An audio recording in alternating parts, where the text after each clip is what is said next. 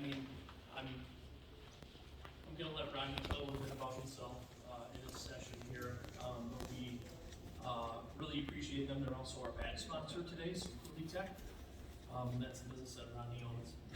Those of you that know Aaron Linder here in our community, he also works there. And I'm not going to give away any of the secrets. I'm going to let you show it. So this will go till about 9:45, and we'll be back in to wrap up. So make sure, please get some questions in there. Okay. Well, as you mentioned, I'm Rod Holmes, CEO and founder of Cooley Tech.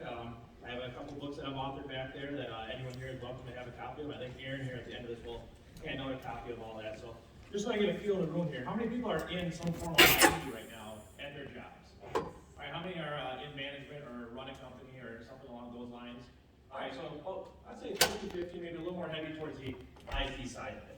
So one thing that we like to do is we have a wonderful 13-year-old who also happens to be my son. We're going to start out with a magic trick.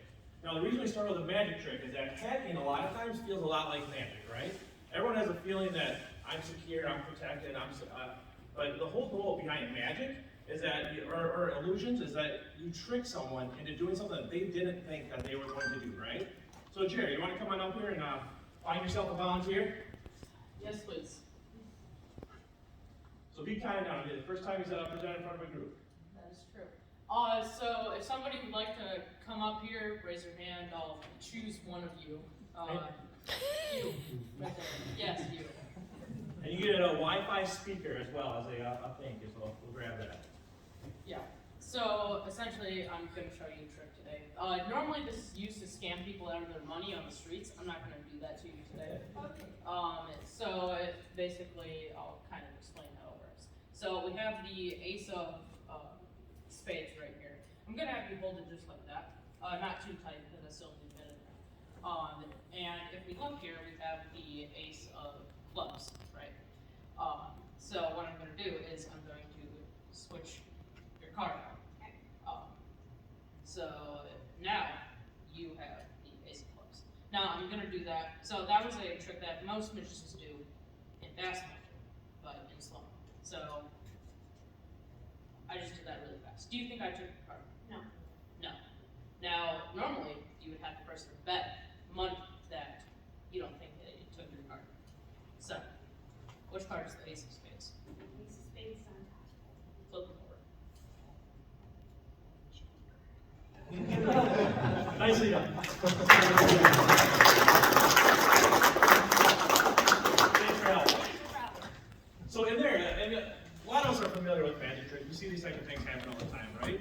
In hacking, what you're looking for is that someone has the feeling that they have a secure password, they have firewalls, they have security training, they don't go to the bad sites, they have antivirus, right? All those things that give you that false sense of security that, hey, I am protected, I'm good to go, I can't get hacked.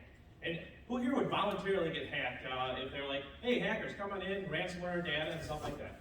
Good, none of you. You keep your job. So, the thing is, hackers will oftentimes, they're not going to come up there and say, hey, I'm a hacker, like a ransomware your data here, how can we make this happen, right? They're going to make you click on an email, something along those lines. So what we're going to start out with is what's called the WannaCry virus that it was 2017, I think it was, and this is an example of a zero-day vulnerability. Now, with a room full of IT people, you guys are already rolling your eyes like, great, you're going to hack a Windows 7 computer, right? That's end of life, anyone can go ahead and do this. We're going to start small, guys, and work our way up. We'll get to some of the better stuff. But this is a good example of what a zero-day vulnerability would happen, right? We had the zero-day vulnerability last January with the Exchange servers. We had zero vulnerabilities with Kaseya and SolarWinds. Zero-day vulnerabilities happen all the time. The Log4j just happened here a couple months ago. So this is an example of this one here. I would hope all of you have patched your computers and gotten the Windows 7 out of there. However, in the security assessments that I do all the time, there's always that one computer in the back corner that I go talk to the IT team. They're like, yeah, there's no Windows 7 anywhere. We've upgraded 2 years ago. They're all Windows 10. And that's true for the front office. However, that back CNC machine, that's $250,000 to repair. That one, they're like, oh, well, yeah, we can't update that one because the vendor doesn't support it anymore. Or you have some type of line of business software or hardware that happen to be running these Windows 7 computers that are, so while everyone here will pinky promise me there's no Windows 7 computers in your network, my experience as a security assessor would show that that's not entirely true. However, so for this purpose, we have our hacker and we have our victim. And yes, I know they misspelled, this is intentional. So we'll log in there, start up what's called Kali Linux, and if anyone's used Metasploit or Kali Linux, these are very common penetration tests as well. These are all the free versions, and most antivirus will go ahead and detect this type of stuff because it's so commonly known. Over here, we have a Windows 7 machine. Now, these are both on virtual machines. And Aaron, make sure I don't go over time if I spend too much time here, right? Aaron's really my stopwatch, but I think we're pretty good on time. So, the first thing, and I'm not going to spend a lot of time on this, you can spend 10, 20, 30 hours doing an investigation in a network, running scans, trying to find a vulnerability. For this demo, they gave me 45 minutes. I want to show you 3 different hacks, so I don't have time to go through and show in depth what you do from an investigation. So we're going to fast forward 20 hours of investigation and just assume that I have found the vulnerabilities in each of these and show how they're ultimately exploited. So in this one, we're going to use the Eternal Blue vulnerability. And I've pre-scripted how to set this up. But I should be able to.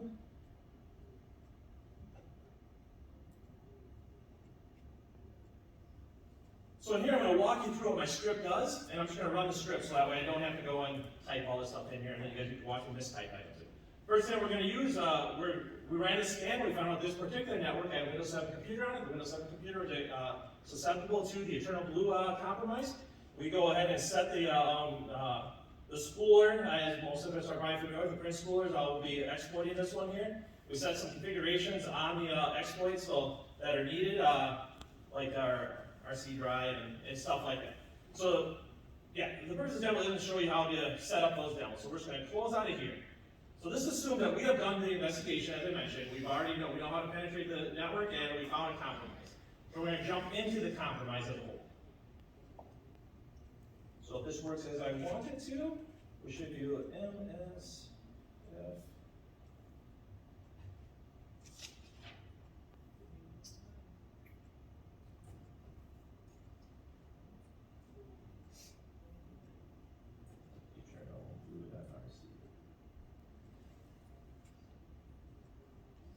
So then this should run. Yep, we're going to start our Metasploit exploit. We're connected into the remote computer over here. And as long as my IP address didn't change, it should launch it in there and tell me I'm successful. So here you can see some of those things that I was mentioning that we have let's see, oh, it's over there. But yeah, so we got the Eternal Blue that we're setting. We got the Eternal DLL. We have our line path, our remote host that was set. And while that is running, let me just check over here. The only reason it doesn't work is if my IP is wrong. Yes, and the IP is wrong. So luckily, that's not a big change.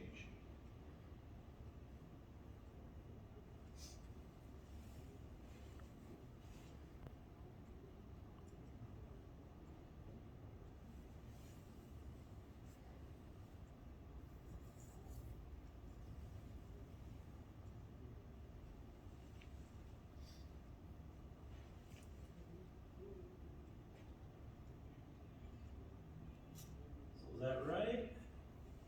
Everyone agree?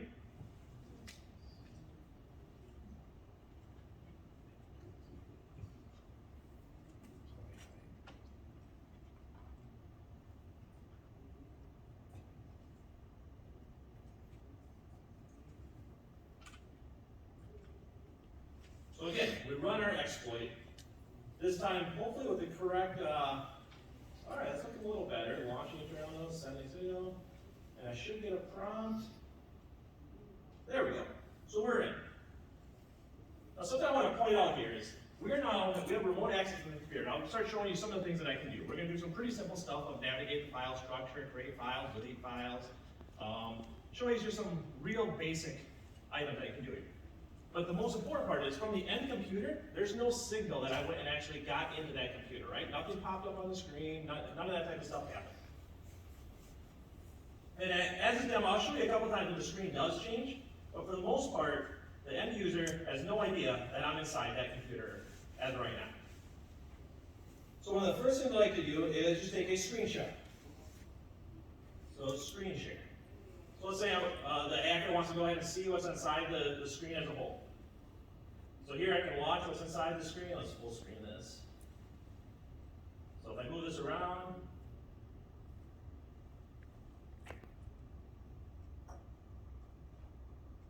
So, and they stream it pretty much at the lowest quality you can because you don't want to be a big signature on the network of you're streaming high quality video on the whole screen.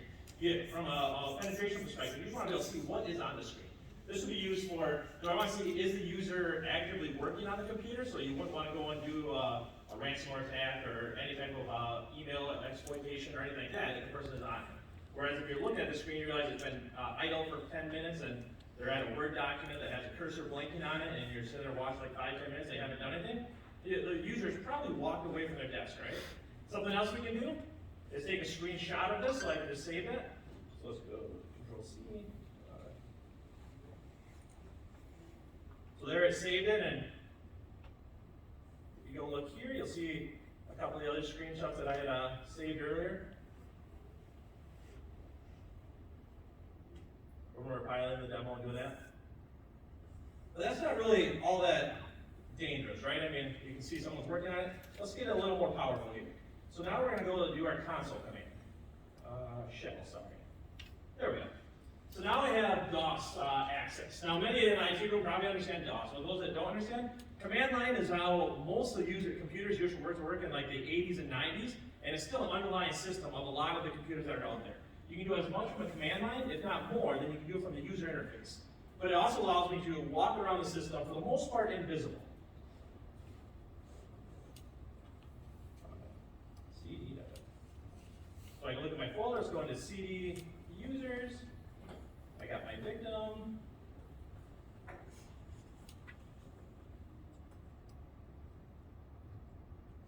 All right, so now I'm on the desktop for this one. And here I'm just going to show simple file creation. So let's go echo, this is a text, text. So go there, also that screen, I should have pulled that over so you can see it, but it just pops up right on the desktop, right? But if this user clicks on it, it's like, what on earth did this come from, right? This is actually echoed into and created a file on their computer. Now what you can also do then, echo nasty batch file command and create click me back. So now if that pops up on one of your end users, hopefully you guys wouldn't click that, but if you go and do this to 1,000 users, one of them's going to click that thing, right? And you can inject any batch file. Who here knows what a batch file is? All right, so a couple of you. For those that don't understand what a batch file is, it's basically a pre-scripted program that you can run, and it runs oftentimes as the user itself that is elevated there. So if that user has local admin permissions, that will run then on that computer as a local admin. You can also, if you want to be a little more tricky, go ahead and on Windows 7 machines or go into the startup menu. So that way, every time that computer boots up, it's going to run that batch file invisibly in the background. We can also delete files. So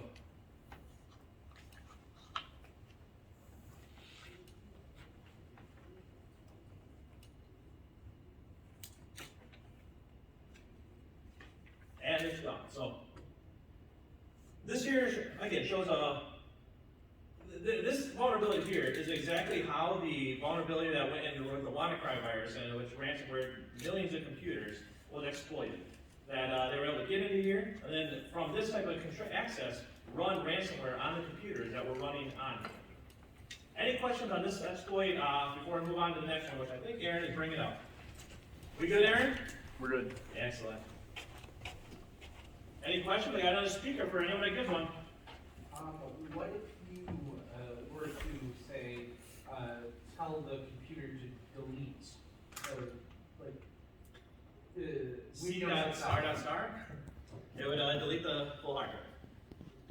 So yeah, if you're at the C drive, the base level, and just hit star.star, it would basically delete until it stopped, until it would crash.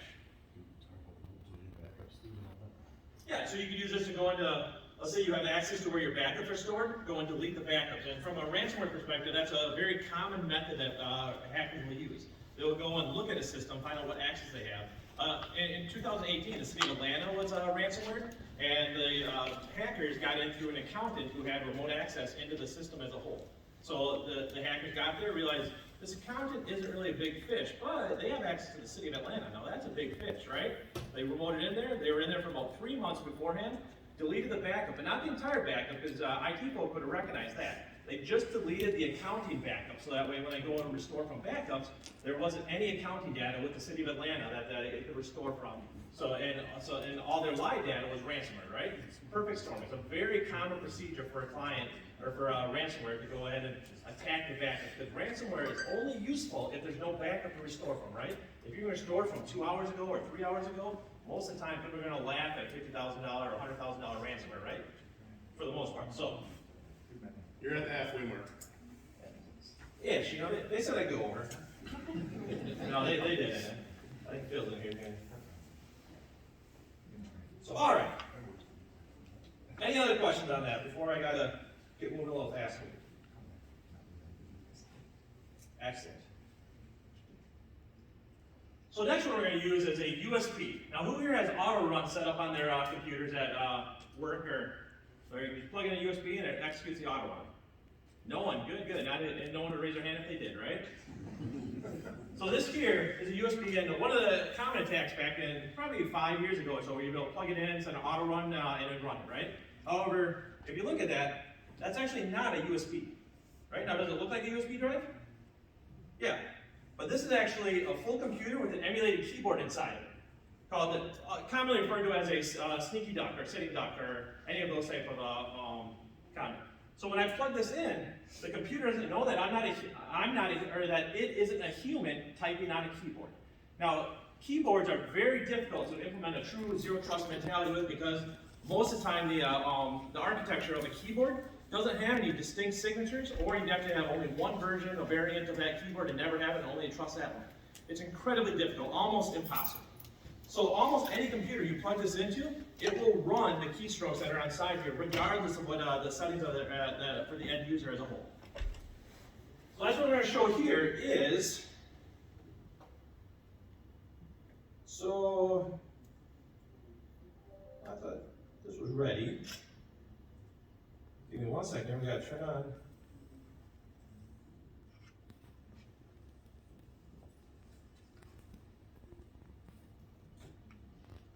All right, so on this computer here, I'm not going to show it because really all we have is the Kali Linux up on it.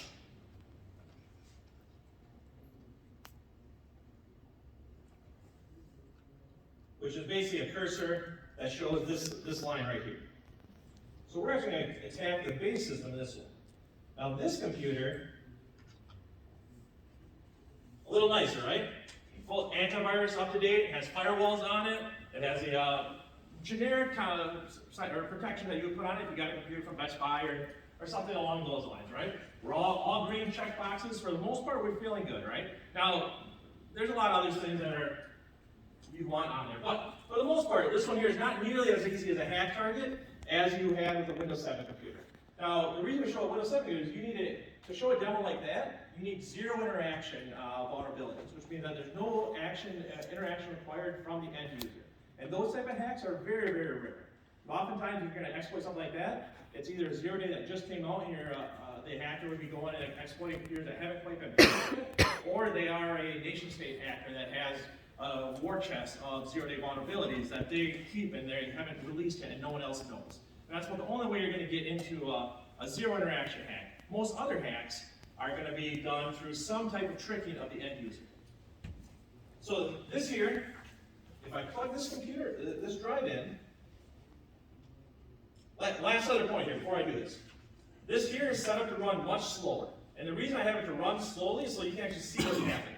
If I had it run at full speed, I could do it almost instantly, and not very good of a demo, right? So, that plugs in. First thing it'll do is open up Windows, open up a PowerShell command. But I want to run it as an administrator. It's going to pop up the prompt. Do I actually want to do this? But because I'm not remote and I'm a keyboard, I can go ahead and choose and say, yeah, I want to go ahead and run that. Now it runs it. This creates an exception inside the antivirus. So it says, hey, I'm going to create this folder called hacks. Anything inside that folder, I've whitelisted. It's good to go, so don't stop it.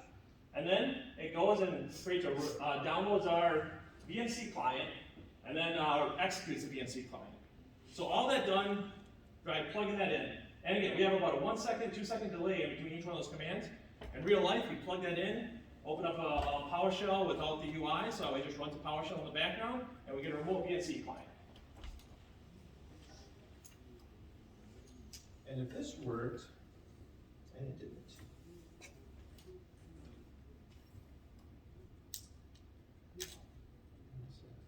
Oh, that's right, oops. We'll do that again. So on this computer here, I didn't actually start the listening, so that was my bad.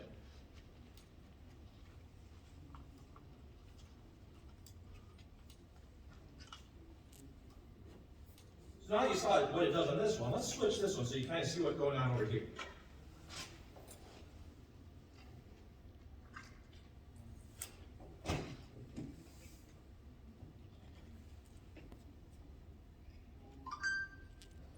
All right, and 3, 2.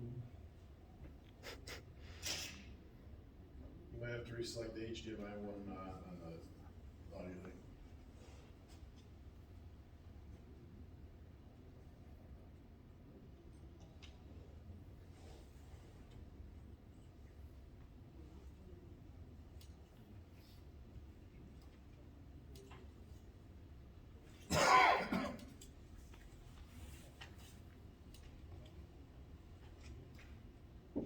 There it goes.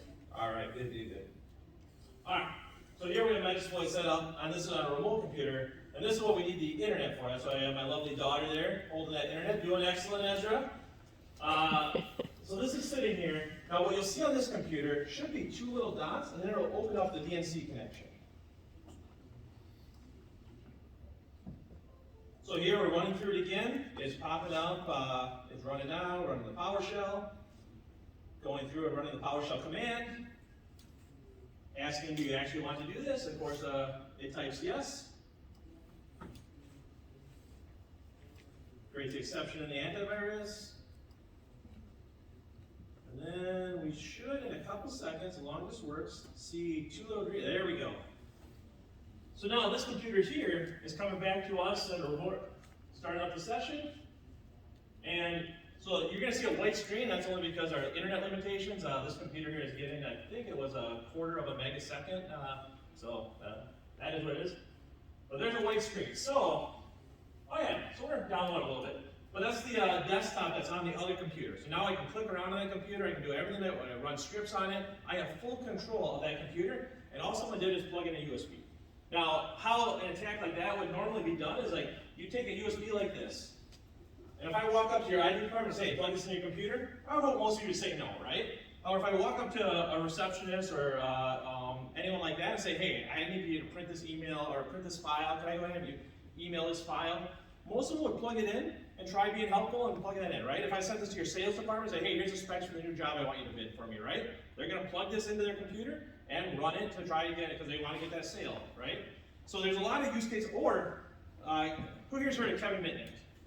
Couple of, yeah. So one of the ones that he talks about a lot when he's doing penetration testing is he'll use a tool like this, put on it like salary information 2022 or salary or raise information 2022, and leave it outside the executive's office, right? Someone is going to plug that in and just be like, I want to see what everyone's getting paid, or I want to see who's getting raises or bonuses, or you put some type of information that, or even you put it outside the CEO's office and say, you know, company data I'm going to sell to the competitor, right?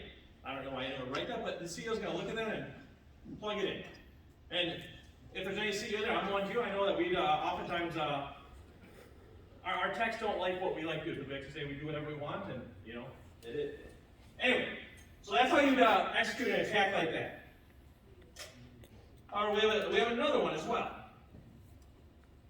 So this here, who wants to examine this? Yeah, you get chosen. You chose the front seat. That's your problem. So what does that look like to you? Yep, standard USB cable. And that's exactly what it's designed to look at. We had to label it so I don't get it lost with some of the other ones right here. However, this USB cable, in the tip of it, has a full computer that runs. So inside here, it casts a wireless access point for me to remotely connect it to, and then I can run remote commands to it. So let's go show what we can do with that.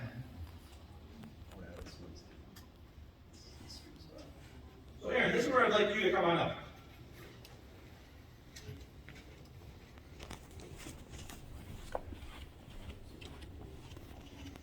In fact, on this one, you guys saw I got the VNC connection. You guys are good there.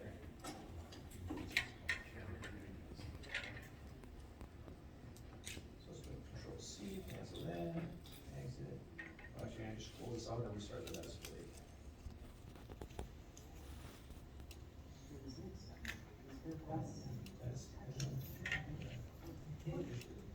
There we go. I know. All right, so let's go ahead and close this. We're gonna come back to this one. Where we at for time? You're at 4 minutes. Oh, good, 30 minutes.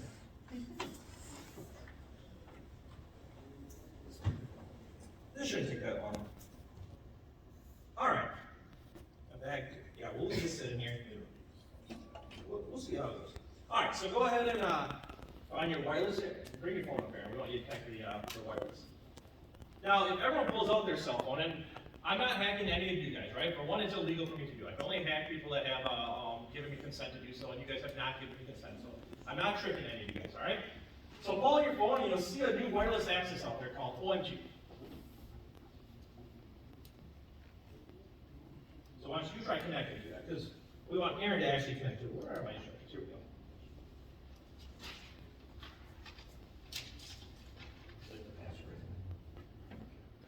So who here sees the OMG wireless network on there? All right. So that wireless network, if you connect to that, you don't need anything installed on your phone to go ahead and execute this. You can just navigate to a website, and once you, well, if you connect to it, we put a unique password. We changed the default one because we figured in a room like here, someone would try trolling me and log in before me. So, because I know when I was a young man, I would have probably done the same thing. So, anyway, so Aaron will connect this. Now, this type of attack, what you do is you send out these type of wireless charging cables to as a company gift and say, hey, here's a free gift, you know, go ahead and do it. Now, because no one is afraid of these type of things, you're like, yeah, I got a charger. Who here thinks a charger is gold, right? We've all had that fear of our cell phone dying, like, I am keeping this thing, right? Literally knowing they're going ahead and getting hacked as a result of it. Are we looking at it? Yes? Oh. Yeah, I'll type it in. I don't want to say it out loud. I can't read his wonderful handwriting. Come on now. There you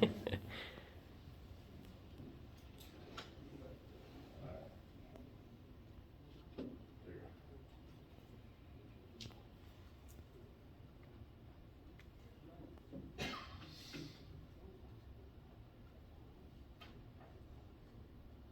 Connected to the device. Excellent.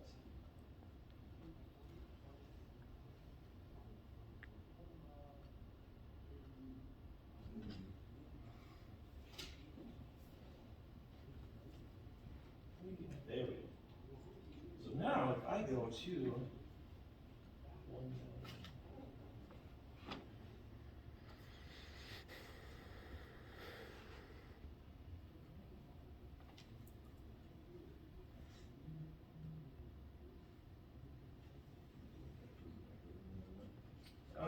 no, I should be able to just connect to that.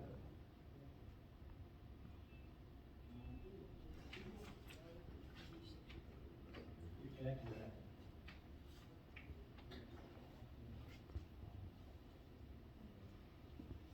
Can't connect to that, that's fine. We had some last minute changes, of course, with the unexpected internet change, so that always throws you for a loop a little bit. But as a hacker, you just got time on your hands, so it doesn't, just because we're having difficulty in front of you today, just think they're sitting behind their computer, they have all the time they need to be able to do this, so.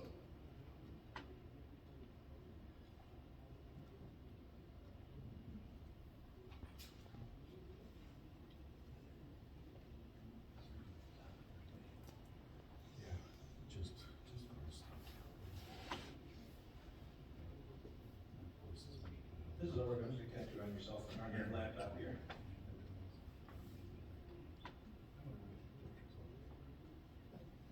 All right, I'm just going to connect on the laptop. We'll show everyone how it works.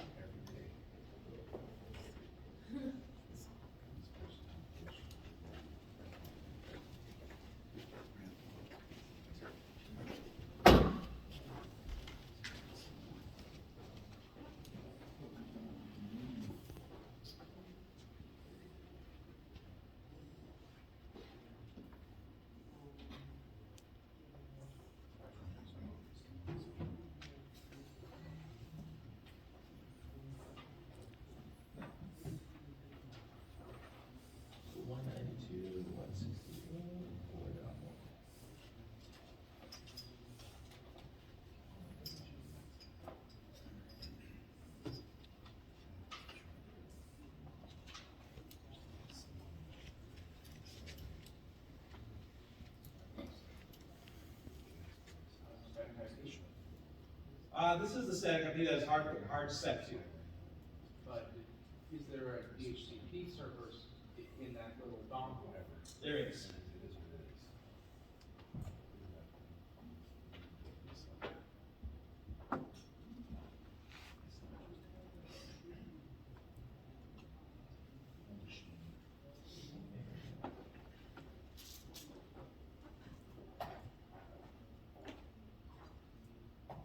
Hey Aaron, do you want to call Tim and just make sure we have the right IP?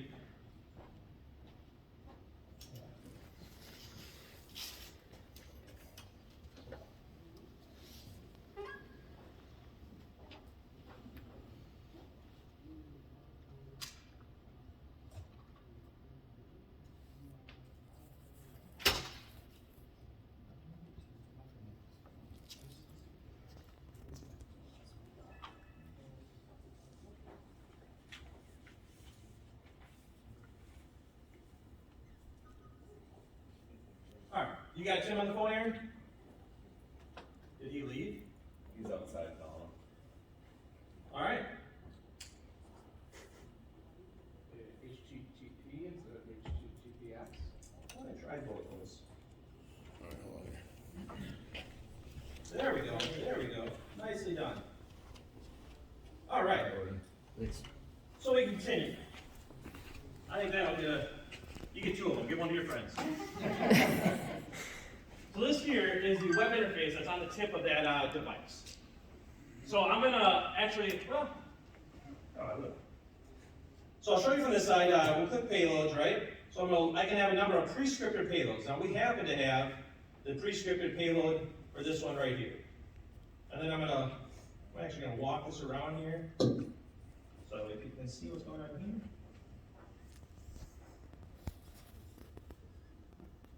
Excellent.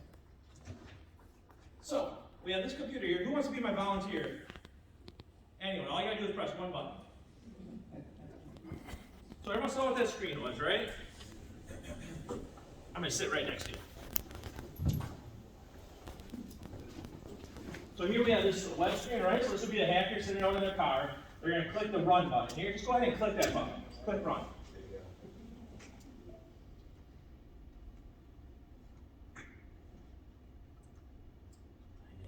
Yep. So this type of attack would be, so I believe it was last year or 2 years ago, someone was paid $500,000 to a Tesla employee to plug a USB drive into their network. An attack like this would be very similar. They go to your cleaning company or HVAC company, something along those lines, that they're going to go, hey, I want you to plug this drive or this USB cable, or even, now again, it won't actually connect because obviously I disconnected it for the purpose of the demo, but you guys saw in the previous one where it connected to a remote ENC and it runs the same exact script, same exact attack. So same exact thing you saw a second ago. So they'll go ahead and either give those to you as gift at trade shows or give you them, mail them to you, somehow get that cable in your hand. And in the world of cybersecurity, the hackers have a significant advantage, right? As a cybersecurity professional, out of 10,000 times, I have to be right 10,000 times. A hacker only needs to be right one out of every 10,000 times, and then they're into the system, right? So they send 50 of those cables to a company, maybe 5 or 6 of them will plug it in. They can get remote access to it, because that's also a keylogger to log passwords and stuff like that. So any questions on the demos we've had so far? I think we're running close on time. Aaron? Yeah, we have about 3 minutes, so Excellent. maybe 5 minutes. So any questions for before? I believe you'd be called a carrier today. Did the CVTC IT department give you an isolated environment to run our demonstrations today? I ran, we came with all our own network, which is why we're running off our Wi-Fi hotspots and stuff like that. We tried doing it with the CDC, but they had the network set up correctly and was blocked a lot of our attempts on it. Now, so yeah, in fairness, a lot of these are pre-scripted, so that way I have a way in, right? If everyone acts perfectly 100% of the time, you can have a fully defended network, right? The problem is that, the safest computer is the one that's turned off, locked in the basement in a giant metal safe, right? That one's probably not getting hacked. But as soon as any users start to touch or use that computer, then also the users of the vulnerabilities, right? And we can train them all day long, you know, like, oh hey, we can have everyone set their password every week, right? Well, you know what they're gonna do? They're gonna put the sticky note on their monitor with the password you made them change, right? Or you tell them, well, get one secure one here. Well, they go in and use that out all on the internet and on all their ones. So if LinkedIn gets hacked, well, you just compromise your internal password, right? Because they remember the super duper password for one. So there's a lot of different ways that we can try to make so you have a protected network. So we could probably land a plane on, in my opinion, after a lot, and I go and travel probably about 6 or 7 cybersecurity conferences a year where I'm trying to learn from some of the best people out there in the industry to find like stuff like this. Like, why do we want to block all the USB ports on stuff? And you know, if I'm at a client and they're telling me, hey, no, I don't want to do that, I'm like, no, you do, watch this. You know, trust me, you want to make this happen. Zero trust nowadays is a big buzzword in the cybersecurity industry, right? But the reason zero trust is like, if you ever go to a Packer game, they don't have a list of people that they don't want in, they let everyone else in that's isn't on that list, right? They work under a zero trust seating model where you can go to this seat and only if you have a ticket for this date. And in the IT world, if you're able to run a PowerShell command, use PowerShell as an admin, if you're able to install browser extensions, if you're able to install applications, you do not have a zero trust model and you're susceptible because hacker, it's not a matter of trusting the employee. I trust myself on my computer that I'm not gonna go intentionally hack them, right? But hackers are gonna try tricking that computer into thinking I am the one doing those commands. So we put it from a zero trust, like at my company, none of my employees or myself can install applications without someone else looking at that application and saying, yeah, I approve that, I just for that specific purpose. So in the world, and there's 1,000 different zero trust definitions out there, right? And I just like marketing words, but that's really what zero trust has come for the most part, is a fancy marketing word. 5 minutes. Oh, I still got 5 minutes? I thought I had 2 or 3. Excellent. Phil's feeling friendly. Nice. Yes. So, Aaron, do you want to go grab a couple copies of the book and give a copy to everyone in the room here? Excellent. So it's a book I wrote about 7 basically cybersecurity mistakes that we're normally seeing where we're going doing these assessments with different companies that, and a lot of it just comes down to it. If you get a proper zero trust framework deployed out to your environment, it's the same. Really, there's no safer way than a zero trust model. As you saw, antivirus, patch computers, stuff like that, really is not a cybersecurity measure. I consider them good hygiene, right? We're just emerging out of the world of COVID, right? Everyone agrees washing their hands is a good idea, right? But it's not a cure from COVID, is it? Or antivirus patching, stuff like that. It's really the equivalent of washing your hands from a cybersecurity perspective. It's good hygiene, you want to do it, but it's nowhere near a full bulletproof plan. You want to make sure that you have a fully implemented zero trust model within the environments that you're working with. Any questions? We got, it sounds like a couple minutes here, and from a demo perspective, I'm pretty much done. Like, what stops people from taking cables like that and packaging them up like regular cables, selling them in massive batches, and then just showing up outside somebody's business because one of the cables managed to end up connected to a computer? Yeah, absolutely nothing. And in fact, a lot of, there have been a number of investigations of companies that are manufacturing over in China, where the Chinese government is going to these companies and inserting codes like this into different processors, into different, not necessarily cables, because some of it is cost, right? Like that cable costs about $50. So it becomes cost prohibitive just to handle all they can. However, if you're doing a targeted attack and you can get an executive branch of a Fortune 50 company, and one of them will go ahead and give you access to their computer, well, that $50 also becomes very, very cheap with the amount of money you can get off the ransom. But looking at it from you always want to look at it from a perspective, all right, I am a target and I am susceptible to stuff like that. So if someone had that type of access onto my computer, how do I still stop and protect them from getting the data that they would ultimately try to get to, right? And those things like segmented user accounts, right? If you're an admin on your network, go ahead and make sure that your admin duties and your day-to-day duties are separated, so that your day-to-day user doesn't have that. You have it so like your data backups, that no one person in your company should ever be able to have the access to delete all your backups. Because if a hacker ever got a hold of them, and ever don't pinky promise me that, yeah, I have perfect hygiene, it's never going to happen, it'll happen. On a long enough timeline, I am going to get hacked. I know. If Russia, China wants Rod Holmes' contact, they're going to send a special agent to find a way of getting it, and they're going to trick me somehow. And each of us need to accept the fact that we are the weakest link, and we need to assume and protect our data. All right, if I was compromised, how is the data that I'm supposed to be protected still protected? Any other questions? I think you had? Yeah, and along the lines of that, question, you mentioned cables, so those cables, USB, but how would they get in there? How would they let it somehow, would they be through some channel that doesn't even Yeah, you do it. I mean, the whole idea would be behind they find a way of inserting that in there, in the supply chain, that in a trusted supply chain, right? So again, if China is going inserting code into applications and hardware and stuff like that, that give them this remote capability, again, our government does the same thing. You know, the Eternal Blue one was compromised by the NSA. That was in their toolbox, right? I mean, they're the ones that are largely credited for having that inside their toolbox. So it's not like Chinese bad, or every government in the world does this type of stuff, right? It's just part of the spy game that they play. You know, it's way above most of our heads, and if it's not, you wouldn't tell me you're a spy anyway. So I mean, any other question? Questions? All right, Rob, thank you so much.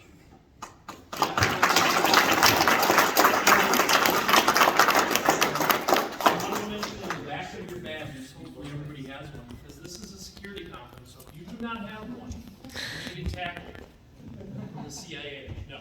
On the back of the badges are